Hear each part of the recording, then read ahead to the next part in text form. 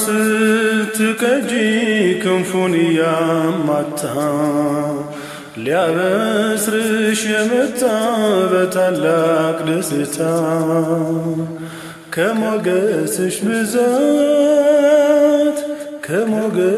ብዛት ሲታጠቅ ሲፈታ አቅርቦልሽ ነበር የክብር ሰላምታ። ሰላም ለኪ እያለ ሰላም ለኪ እያለ